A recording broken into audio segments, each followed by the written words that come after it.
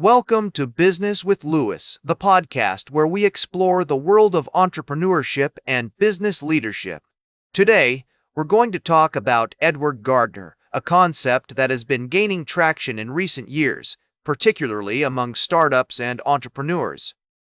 But before we dive into the nitty-gritty of Edward Gardner, let me ask you, have you ever heard of the phrase adapt or perish?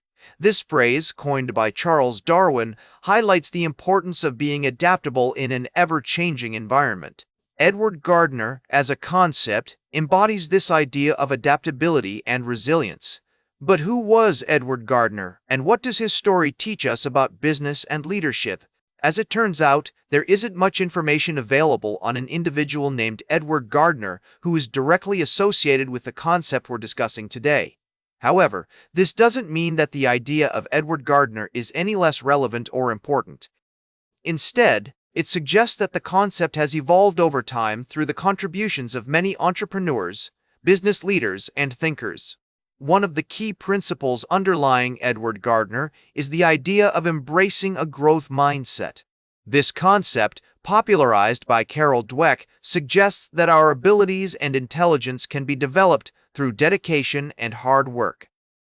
In the context of business, a growth mindset means being open to new ideas, willing to take calculated risks, and persisting in the face of obstacles. So, how does this play out in practice? Companies like Airbnb and Uber have disrupted traditional industries by embracing new technologies and business models. These companies didn't become successful overnight. They faced numerous challenges and setbacks along the way. However, their ability to adapt and innovate allowed them to stay ahead of the curve. Another great example is Howard Schultz, the former CEO of Starbucks. When Schultz took over the company in the 1980s, it was on the brink of bankruptcy. However, through a series of bold innovations, including the introduction of espresso-based drinks and a customer-centric store experience, Schultz was able to turn the company around and create one of the most successful global brands of our time. But Edward Gardner is not just about big companies or famous entrepreneurs. It's also about the everyday person who wants to start their own business or make a meaningful impact in their career. So, how can you apply the principles of Edward Gardner in your own life?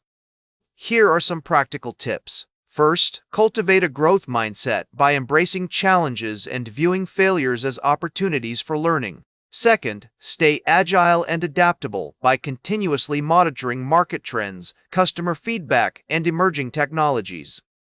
Third, build strong relationships with your stakeholders, including customers, partners, and employees, by fostering a culture of collaboration and open communication. In terms of tools and resources, there are many online platforms, such as LinkedIn Learning and Coursera, that offer courses and training programs on entrepreneurship, innovation, and leadership. You can also join entrepreneurial communities, such as Startup Grind or Entrepreneurs Organization, to connect with like-minded individuals and learn from their experiences.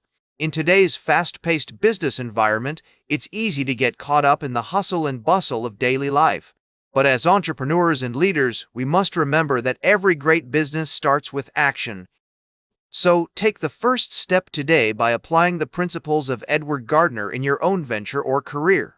Remember, it's not about being perfect, it's about being persistent, adaptable, and open to learning from your mistakes.